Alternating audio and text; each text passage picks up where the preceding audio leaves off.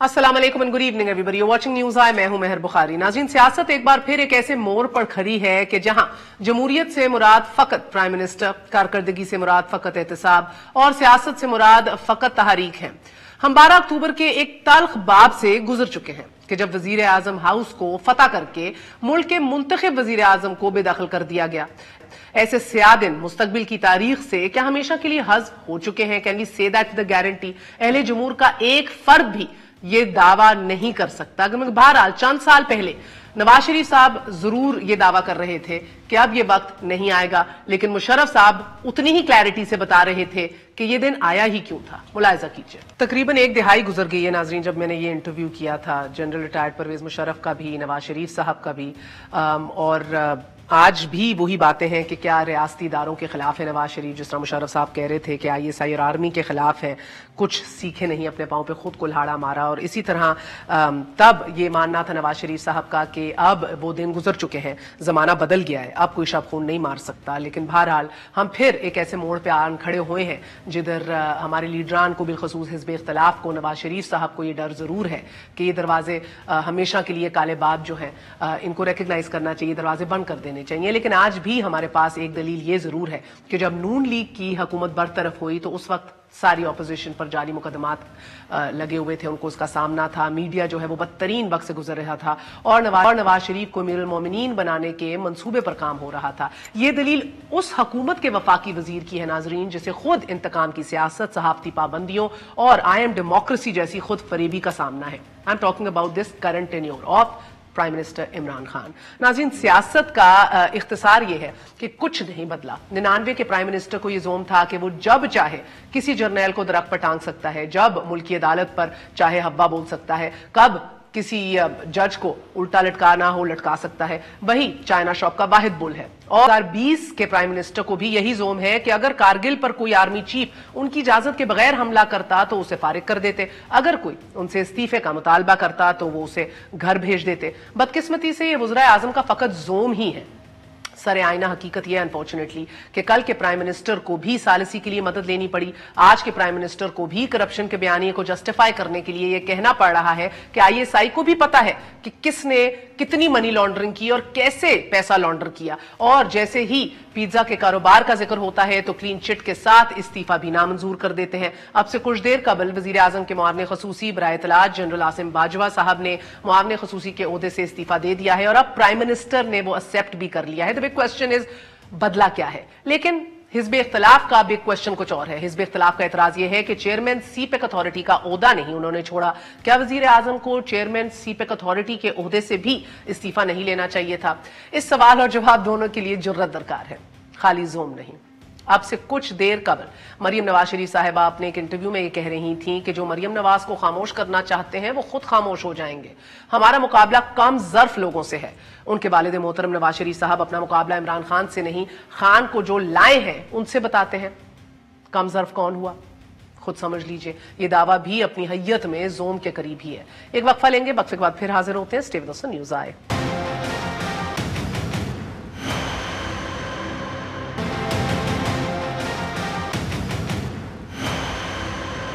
वापस आने का शुक्रिया। Welcome once again to news आए। बात करेंगे आज इन अहम अमूर के ऊपर और महंगाई का भी जिक्र एंड में जरूर करना पड़ेगा हमें, मगर पहले रियासत और किस ढांचे के तहत हम चल रहे हैं उसके ऊपर भी नजर डाल लेते हैं। हमारे साथ मिनिस्टर फॉर एजुकेशन शफकत महमूद साहब मौजूद हैं। हम former minister for parliamentary affairs Mohsin Shahnawaz Ranjha साहब को भी खुश आमदीद कहते हैं। आप दोनों का बहुत बहुत शुक्रिया। अस्सलाम वालेकुम। शफकत साहब, आपसे आगाज करूंगी। सर, पहले बताइएगा कि जनरल बाजवा ने अपना इस्तीफा महीना पहले भी दिया था, वजीर आजम ने उसको रिजेक्ट कर दिया और कहा कि वो सेटिस्फाइड है, जो भी दस्तावेजात, मनी ट्रेल, लॉजिक जो है उनके सामने रखी गई है, और अब आके वो इस्तीफा कबूल कर रहे हैं। बदला क्या है इस एक महीने में? What has changed? देखिए मेहर, ये तो जिन्होंने इस्तीफा दिया उनकी ख्वाहिश थी कि वो अपना कॉन्सेंट्रेट करना चाहते हैं, जो उनका चेयरमैन सीपैक अथॉरिटी के तौर पे उनके चार्ज हैं। और क्योंकि ये मेरा ख्याल है कि मैं उनके बिहाफ पे तो वो खुद ही बता सकते हैं, लेकिन मेरा ख्याल है कि जिस तरीके से अपोजिशन ने नाजायज तौर पे उनको बार बार हदफ बनाया और एक्चुअली उनके जरिए बेसिकली फौज को हदफ बना रहे थे, और जिस तरीके से इन्होंने ये गेम खेली तो मेरा ख्याल है कि उन्होंने यही समझा कि मैं बजाय इसके कि मजीद कंट्रोवर्सी जनरेट हो, मैं जो अपना सब्सटेंटिव ओहदा था जो उनके पास पहले भी था वो उसमें चले जाएं। लेकिन इस एपिसोड से ये तो नजर आता है कि ये नून लीग खास तौर पे जिस तरीके से इन्होंने टारगेट किया बगैर किसी एविडेंस के, जो उन्होंने एक्सप्लेनेशन दी वो कंप्लीटली सेटिस्फैक्ट्री थी। लेकिन इनका असल मकसद आसिम बाजवा नहीं था, इनका असल मकसद था और अब भी है कि किसी तरीके से जो हमारे कौमी इदारे हैं उनको बतून किया जाए। और आपने जो अपने इंट्रो में बातें की उसमें जो मुझे जनरल मुशर्रफ की एक बात जो थी उस पर आप सबको गौर करना चाहिए, और वो ये कि पिछले 30 साल में जो नवाज शरीफ की सियासत देख रहे हैं उसमें परवान तो चढ़े ये उस वक्त के जो फौजी हुक्मरान थे उनके जेर साया, लेकिन बाद में इन्होंने हर आर्मी चीफ से झगड़ा किया, हर सदर से यानी कि गुलाम इसाक से झगड़ा किया, फारूक लगारी से झगड़ा किया, चीफ जस्टिस सजाद अली शाह से झगड़ा किया, बल्कि अपने जो गूंड्स थे यानी अपने जो बदमाश थे उनको सुप्रीम कोर्ट पे हमला कराया। तो ये बात तो मुशर्रफ साहब की बिल्कुल ठीक है कि ये किसी के साथ जब तक इनको बिला शर्कत गैर एक टोटल डिक्टेटरशिप के अख्तियार ना मिले, आपको शायद याद ना हो लेकिन मुझे याद है कि जिस तरह इन्होंने मीडिया के साथ किया, जिस तरह इन लोगों को गिरफ्तार करके जेलों में डाला, जिस तरीके से इन्होंने एक बड़े मीडिया ग्रुप के साथ किया, वो हमें सब याद है। तो इनका मेरा ख्याल है कि जो मकसद है वो ये है कि ये हुकूमत करें और उनको कोई पूछने वाला हो ना, तो जमहूरियत में तो ऐसे वैसे शफकत साहब कथा कलामी में थोड़ा सा डेजा वू महसूस हो रहा है ना, मीडिया पे पाबंदियां हो, सेंसरशिप हो, वो तो आज भी है, ऑपोजिशन के ऊपर केसेस हो वो तो आज भी उनकी भरमार लगी हुई है। इमरान खान साहब कहते हैं कि भाई मेरे साथ अगर कोई ऐसा करता मैं इस्तीफा ले लेता फिलफौर, तो शायद उनको भी जनरल वहीद से लेके जनरल जंजुआ से लेके सबके इस्तीफे as prime minister, as chief executive उनका लेना उनको महसूस हुआ कि he needed to do that. So a lot of deja vu here as well. नहीं, लेकिन मुझे जरा बात तो सुने दें। देखें कॉन्टेक्स्ट के बगैर बात करनी जो है उसका फायदा नहीं है। इमरान खान साहब ने जो बात की थी वो ये बात की थी कि नवाज शरीफ साहब ने फरमाया कि उस वक्त के जो DGISI थे उन्होंने मेरे से इस्तीफा मांगा, तो उसके जवाब में नवाज शरीफ साहब ने कहा कि कोई अगर उनसे मांगता तो वो उसको फारग कर देते और इसमें कोई ऐसी बात नहीं है। लेकिन दूसरी बात ये है कि ये जो नैब के केसेस बन रहे हैं ये गवर्नमेंट नहीं बना रही, ये इसमें हमारा कोई हाथ नहीं है। इन्होंने लूट मार की है, इतने सालों से की है, करते आ रहे हैं, और अब जब असल ये सारी तहरीक जो है अपना लूट मार का माल बचाने के लिए। बाकी रह गया मीडिया की बात, मुझे समझ नहीं आती। आप अभी भी बैठ के मिसाल के तौर पे जस्ट गिविंग एन एग्जांपल, आप कड़ी तनकीद कर रही हैं वजीर आजम की और साथ कह रही हैं कि मीडिया फ्रीडम नहीं है। अरे किस किस से, मुझे तो कुछ समझ नहीं आती इस बात की कि सारा वक्त सुबह से लेकर शाम तक एक मुंतखब वजीर आजम को जो अलकाब मीडिया दे सकता है वो देता है, और बुरा भला भी कहते हैं और सब कुछ कहते हैं, और साथ ये भी वावेला है कि मीडिया फ्रीडम नहीं है। तो मुझे समझ नहीं आती कि और मीडिया फ्रीडम क्या हो। तो बहरहाल ये मेरा नुक्ता नजर है। I'll come back to that. I will जरूर, बिल्कुल मैं आपका इसका जरूर जवाब दूंगी कि क्यों मैं सेंसरशिप की बात करती हूँ, पाबंदियों की करती हूँ, and I'll tell you that। मगर पहले मैं मोहसिन शाहनवाज रांझा साहब आपको भी खुशामदीद कहती हूँ। ये आपने सुना, मैंने 11 साल पहले या 9 साल पहले गालिबन ये इंटरव्यू किए थे इन सबके, तो तब तो बड़े वसूख से कह रहे थे नवाज शरीफ साहब के जमाना बदल गया है, ये वो दिन नहीं है कि अब शब खून मारा जा सके, अब कोई ऐसी हरकत नहीं कर सकता। तो I mean less than a decade later हम फिर उसी दहाने पे खड़े हैं जिधर उनको लग रहा है कि ISI हो, आर्मी हो, इनके आईनी किरदार का जिक्र हो, ये जंग उनको अभी भी लड़नी है। और साथ जरूर आसिम बाजवा साहब के ऊपर मरियम नवाज शरीफ साहब ने ये जिसको आज कह रहे हैं शफकत महमूद साहब की ये इदारों के खिलाफ है, मरियम साहिबा ने इसके ऊपर भी कहा है कि ये इस्तीफा इस ओहदे से तो कोई मायने नहीं रखता।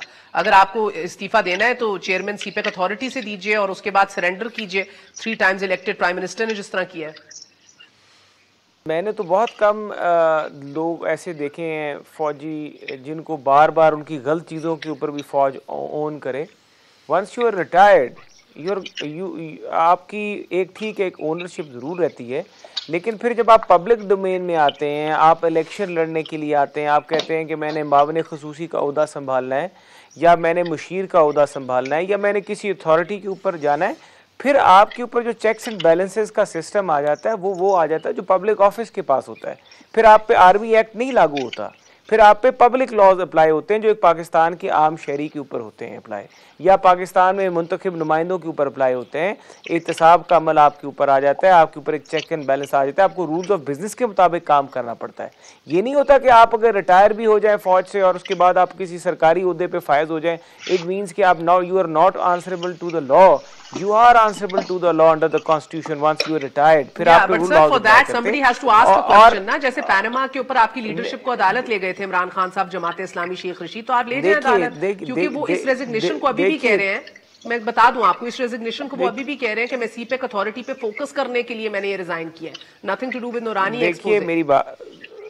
देखिए मेरी बात सुने, वो उनका अपना मौकफ होगा, बट आप मैं एक बड़ी एक सादी सी बात है कि आप अगर आप पे क्वेश्चन मार्क लग गया, आपके एसेट्स हैं, आपकी एक्सप्लेनेशंस आ गई, ठीक है, हम नहीं कहते कोई ऐसी चीज़ होगी, बट आपने you are the role models. अगर आप कहते हैं कि जी हमने इस मुल्क को ठीक करना है और हमने खुद मॉडल्स बनना है, पहले रियासत मदीना में इंसाफ कहाँ से शुरू होता था, खुलफा इकराम की ज़िंदगियों में इंसाफ कहाँ से शुरू होता था, अपने घर से। तो और ये रियासत मदीना के वुज़रा है ना, तो ये अपने घर से चीज़ें शुरू करें।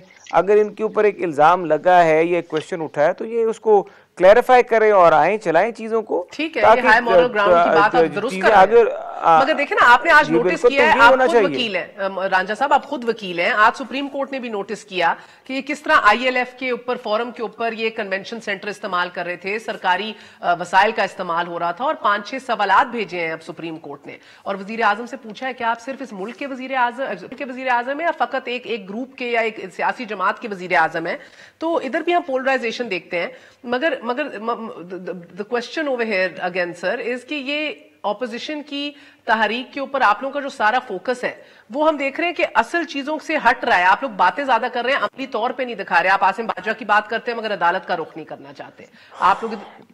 देखिए मैं आपको एक बड़ी क्लैरिफाई चीज है, देखिए हम पॉलिटिशियन, हम सियासतदान हैं, हम अपने पॉलिटिकल क्वेश्चंस जो हैं, अगर आप देयर इज डिटेल जजमेंट्स हैं, जूरिस्प्रूडेंस है इसके ऊपर, अदालतों के फैसले हैं कि जो पॉलिटिकल क्वेश्चंस होते हैं वो पॉलिटिकल क्वेश्चंस सियासतदानों को सियासी अखाड़े में लड़ने चाहिए।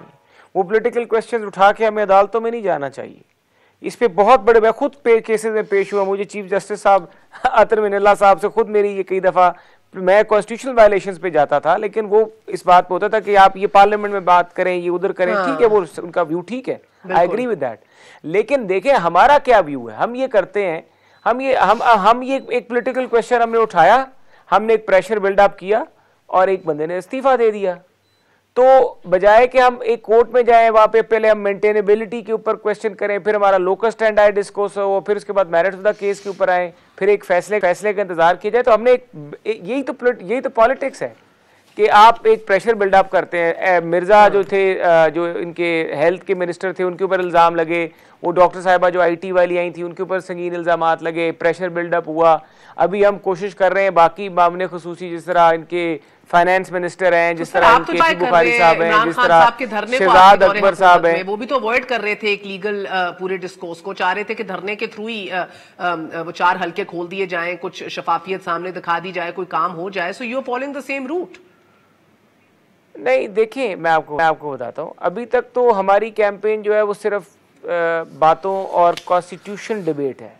हम ये कह रहे हैं कि जो भी everyone is answerable to the law, चाहे वो प्राइम मिनिस्टर है 3 दफ़ा का, चाहे वो कोई मामले खसूसी है, चाहे वो वजीर है, चाहे वो एक आम शहरी है, हर बंदा आईने पाकिस्तान, दस्तूर पाकिस्तान के नीचे जवाबदेह है पाकिस्तान के कवानीन के मुताबिक।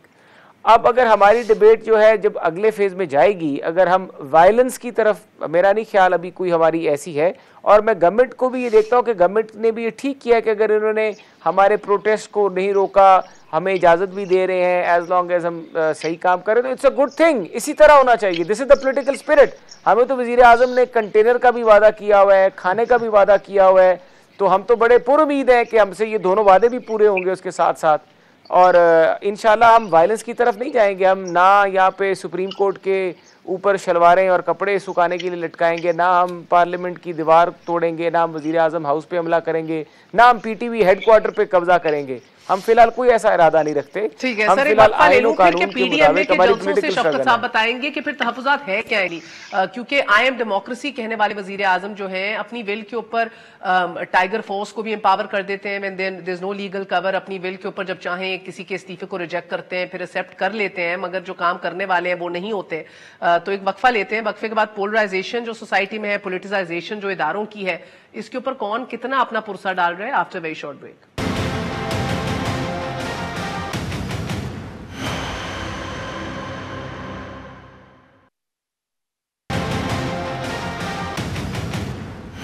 शुक्रिया, welcome once again to news I. Shaukat Mahmood sahab, मुझे ये बताइएगा कि मैं समझना चाह रही हूं कि आपकी हुकूमत को किस तरह ब्रांड किया जाए, as apologist for military takeovers, as a government which justifies it, किस तरह देखें सर? चंद दिन कबल इमरान खान साहब ISI के गैर आईनी किरदार को जस्टिफाई कर रहे थे कि वो चेक रखते हैं सिविलियन गवर्नमेंट्स पे, that is not their work, कि वो उनको सब पता होता है कि कौन मनी लॉन्ड्रिंग कर रहा है, कौन क्या कर रहा है, जिन इदारों का काम है, may be they should know better. आज फवाद चौधरी साहब, आपके कॉलीग, एक मिनिस्टर जो कह रहे हैं 12 अक्टूबर के बारे में कि अवाम ने सुकून का सांस लिया था। So how may I brand you, how may I? मैं ये गुजारिश कर रहा था कि हम किसी के अपॉलजिस्ट नहीं है और ना ही हमारी ऐसी कोई हिस्ट्री है। बात यह है कि जो इमरान खान साहब ने बात की थी वो एक कॉन्टेक्स्ट में बात की थी। कॉन्टेक्स्ट क्या था? कॉन्टेक्स्ट ये था, और क्योंकि सियाक व सबात में अगर बात ना की जाए तो बिल्कुल बात डिस्टॉर्ट हो जाती। बात ये थी कि जी ISI के चीफ ने इस्तीफा मांगा। इस्तीफा क्यों मांगा?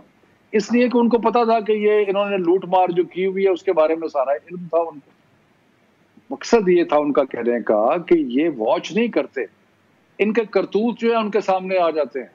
जब इनके करतूत उनके सामने आते हैं तो फिर उनके सामने ये कमजोर पड़ जाते हैं। अगर ये वाकई जेन्युइनली एक सही जिंदगी गुजार रहे हैं और सर, कोई सुपरा पावर तो नहीं है ना, ये मातहत इदारे हैं, वजीर आजम के मातहत होते हैं, वजीर आजम इमरान खान और नवाज शरीफ हो या XYZ हो, this is not a supra power, you are justifying, no, आप लेजिटिमाइज कर रहे हैं इनका अनडेमोक्रेटिक रोल। ये तो आपकी जजमेंट है, I don't agree with your judgement. उन्होंने उनका कहने का मतलब ये था कि जब एक वजीर आजम से इस्तीफा मांगा जाता है और उसको आप उसके बाद फेयरवेल पार्टी उसके लिए कर रहे हैं और बड़े गप्पे लगा के उनको रुखसत कर रहे हैं, वो इसलिए है कि उनको पता है कि आपने चोरी की है, लूटमार की है। अगर उन सर मैं आपकी बात समझ गई सर, मुझे उस बात से इख्तलाफ है जिधर इमरान खान साहब कहते हैं कि क्योंकि मुझे इनको मसला मुझसे इसलिए नहीं है, इन इदारों को इदारे बना दिया, फौज को और ISI को, क्योंकि उन्हें पता है मैं साफ आदमी हूं, यानी कि एक सुपरा पावर बना दिया ना कि उनकी आशीर्वाद होगी या उनको मालूम होगा कि आपका किरदार कितना साफ है और आप कितने अच्छे हैं, तो आप कंटिन्यू कर सकते हैं, otherwise you won't. Is there role to keep a check on civilian governments is my question. ये तो आपकी कंक्लूजन, मैं आपकी कंक्लूजन से एग्री नहीं करता। मैं समझता हूँ उन्होंने, उनका मतलब ये नहीं था। उनका मतलब ये था कि ये जो सियासतदान अपने करतूतों की वजह से कमजोर पड़ जाते हैं, और वो उसने कहा मैं कमजोर नहीं हूँ, इसलिए कि मेरे पास मैंने किसी का कोई 1 रुपए का किसी का रवादार नहीं हूँ, और एक जमीन आसमान का फर्क है इनमें दरमियान में। आपकी अपनी कंक्लूजन है, मैं उससे एग्री नहीं करता। सर भुट्टो साहब कहते थे कुर्सी बड़ी मजबूत है, नवाज शरीफ साहब कहते थे 2/3 अक्सरियत लेकर आए हूं, ऐसे नहीं जाऊंगा। सो ये जोम तो बड़े बुज़ुर्ग आज़म को रहा है, मगर द पॉइंट इज जोम की बात नहीं है मोहतरमा, ये जोम की बात नहीं है, किरदार की बात है। जो किरदार इमरान खान का है वो तो इनके, और किरदार का सर्टिफिकेट ISI देगी, मेरा ये पूछना है आपसे। किरदार का सर्टिफिकेट आपकी नजर में आया, आप खुद बार बार ISI का जिक्र कर रही हैं। मैं नहीं कह रही वजीर आजम ने कहा है सर, मैं क्यों, मुझे तो पहली दफा तारीख में ये फील हो रहा है, किरदार के ऊपर अवाम देंगे सर, मुझे पहली दफा ये फील हो रहा है कि जो एक एक्सट्रीम पोजीशन जो खुल के नवाज शरीफ साहब आज एक एंटी एस्टैब्लिशमेंट बयानिया अपना चुके हैं डंके की चोट पे, ये पहले किसी ने नहीं अपनाया। और जितनी कह लीजिए कि इमरान खान साहब अनडेमोक्रेटिक रोल्स और कामों को भी जस्टिफाई कर रहे हैं, ये भी कभी किसी वजीर आजम ने किया। We seem to be all taking extreme positions in this country right now. Meher, you have a right to take your opinions. I don't agree with your opinion. I don't think this is what was meant by this. चले, do you agree with? Okay, ठीक है। रांझा साहब, do you agree with Imran Khan opinion कि ISI या इदारों के हवाले से कि क्योंकि मैं इतना साफ सुथरा हूं, मुझे कुछ नहीं कह रहे और मैं चल सक रहा हूं, क्योंकि वो इतना कुछ जानते हैं इनके बारे में,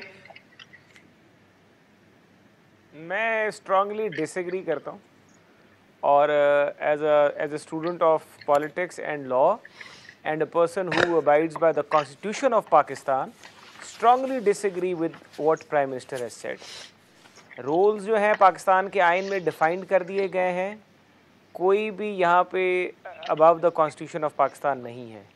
एंड जो प्राइम मिनिस्टर ने कहा है वो बेसिकली उन्होंने उल्टा अदारों का नुकसान किया है, उन्होंने अदारों को खुद डिस्प्यूटेड किया है ये बात करके, और ये बातें उन्होंने जो की हैं कहा है कि वो चेक्स एंड बैलेंसेस रखते हैं। तो इसका मतलब ये है कि प्राइम मिनिस्टर की ज़ाती ज़िंदगी में भी इंटरफेरेंस हो रही है। आम शहरी तो इंटरसेप्शन पे रो रहा है कि मेरी टेलीफोन कॉल टेप हो जाती है, मैं मिसिंग हो जाता हूँ, मेरे मसाइल हैं, मुझे बोलने नहीं दिया जाता, मेरा अकाउंट हैक हो जाता है, मेरे इस तरह के। यहाँ पे प्राइम मिनिस्टर की ये आलम है। भाई बात यह है कि हर अदारे को अपना काम करना है। नैब का काम आईएसआई नहीं कर सकती, आईएसआई का काम पार्लियामेंट नहीं कर सकती, पार्लियामेंट का काम जुडिशरी नहीं कर सकती, और जुडिशरी का काम पार्लियामेंट नहीं कर सकती। ये कॉन्सेप्ट है डायकोटमी ऑफ पावर का, एग्जेक्टिव, लेजिस्लेचर एंड पार्लियामेंट। ये पार्लियामेंट, एग्जेक्टिव और आपकी जुडिशरी, ये तीन पिलर्स हैं। अगर ये पिलर्स हौच पौच हो जाएंगे एक दूसरे के साथ तो आपका तो पूरा जो सिस्टम है वो सारा कोलैप्स कर जाएगा। तो ये कौन सा पिलर है? बेसिकली प्रॉब्लम ही ये है कि कौन सा पिलर है? तो ये ओ भाई ये एग्जेक्टिव में ही आ रहे हैं ना, आप समझने की कोशिश करें ना, तो एग्जेक्टिव आम है ये। अब आप मुझे ये बताएं शफकत साहब, कहाँ पे पाकिस्तान के आइन में लिखा हुआ है? और जो बात की जा रही है ये तो आप उल्टा डिस्प्यूट कर रहे हैं। बात ये कर रहे हैं जानबूझ के, मैं समझता हूँ कि एक हुकूमत की स्ट्रैटेजी ये बनी है। आप जरा हौसले से, ओ भाई लूट मार का साहब आईएसआई नहीं ले सकती। आप देखें शफकत साहब, जरा हौसले से सुन लेना।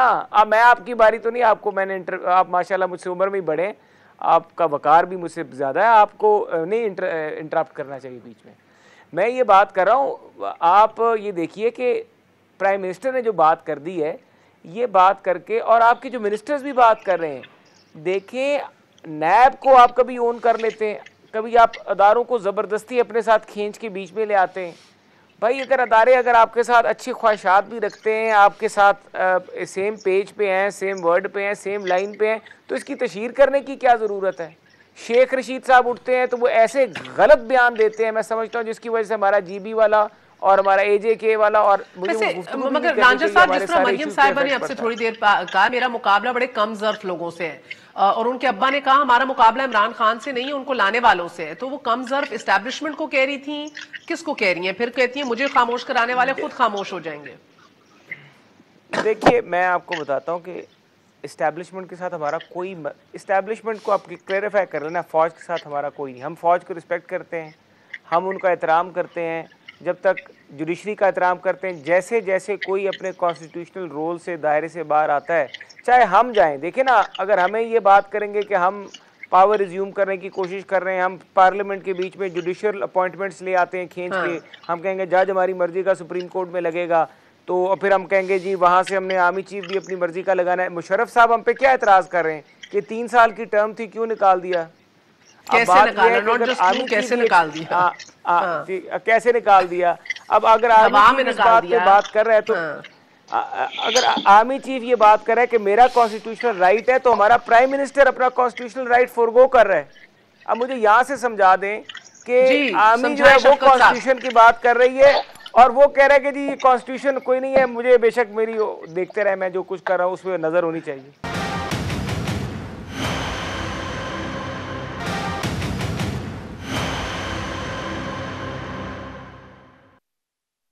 जी शफकत साहब, क्या जी? वो कह रहे हैं मुझे समझा दें, बट चलें, अगर नहीं समझाना तो एक और सवाल है सर। एसेंशियली फिर अब ये दिख रहा है, आप सवाल करें ना, आप सवाल करें। मैं सवाल कर रही हूँ। हाँ, अब एसेंशियली ये दिख रहा है सर कि अगर आप लोगों के बयानिए के मुताबिक ये इतने करप्ट हैं, तो जो करप्ट थे वो गवर्नेंस तो अच्छी कर रहे थे, महंगाई और प्राइसेस और एक काम तो अच्छा चल रहा था, यानी कि अवाम को चूज करना है बकौल आपके एक करप्ट की आदत हाइपोथेटिकली कि जो गवर्नेंस जबरदस्त करती है, या एक बड़ी साफ सुथरी की आदत जिसको गवर्नेंस नहीं करनी आती, कि ऑपोजिशन की तहरीक जो है वो मुंह जोर होने लगी है। अब आपको पता है चंद दिन के अंदर गुजरांवाला से स्टार्ट होगा एक पूरा सिलसिला और वो जोर पकड़ेगा। तो इज दिस द जी देखें, बात यह है मेहर कि 30 साल से ये लोग वक्तन फवक्तन हुकूमतें कर रहे हैं और पाकिस्तान हमें तो 2 साल हुए हैं ना, 30 साल से ये लोग हुकूमतें कर रहे हैं। कभी पीपल्स पार्टी करती है, कभी नून लीग करती है। जो इस मुल्क का हाल है, जो हमारी सर्कुलर डेट का हाल है, जो हमारी इकॉनमी का हाल है, जो महंगाई का हाल है, जो जिस तरह आर्टिफिशियली इन्होंने रुपए को बांध के रखा और उससे इतना शदीद नुकसान हुआ, मतलब है कि आप तो इस तरह बात कर रही हैं, आप इस तरह बात कर रही हैं। बात सुने ना, अब बीच में इंटरप्ट ना करें ना प्लीज, कि आप इस तरह बात कर रही हैं कि जिस तरह इन लोगों का कोई इस मुल्क को इतने सालों से चलाने का इनका कोई रोल ही नहीं है। और इन्होंने कौन सी कमाल की हुकूमत की?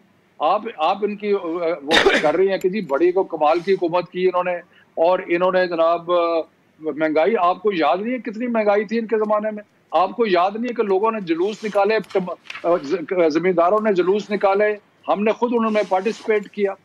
तो ये बात नहीं है। बात ये है कि ये 30 साल से जिस तरीके से इन लोगों ने इस मुल्क की तबाही फेरी, उसको हम इंशाल्लाह ठीक करेंगे और हमारा 5 साल का मैंडेट है, हम पूरा करेंगे।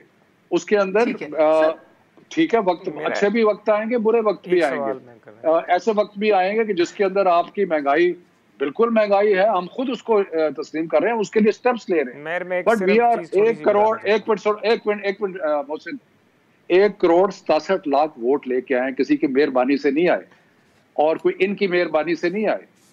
इसलिए हम जो अपना मैंडेट लेके आए हैं, इंशाल्लाह ताला हम अपने मैंडेट को पूरा करेंगे। और ये जो इतना सर, ये भी 1 करोड़ 37 लाख वोट लेके सामने बैठे हुए हैं, वो आपको सिलेक्टिव कहते हैं, आप उनको करप्ट कहते हैं, तो उनका हिस्सा बन जाए। नहीं, मैं किसी का हिस्सा नहीं हूँ सर, मैं तो आपको आवाम के शॉर्ट सुना देती हूँ। मैं क्यों हिस्सा हूँ सर? मुझे बताएं, 80 रुपए फी किलो प्याज हो जाए, 600 रुपए फी किलो लाल मिर्च हो जाए, 100 रुपए फी किलो आलू हो जाए, 200 रुपए फी किलो जो है आपका टमाटर हो जाए, तो मैं ये ना जिक्र करूं, मैं इनका हिस्सा नहीं हूँ।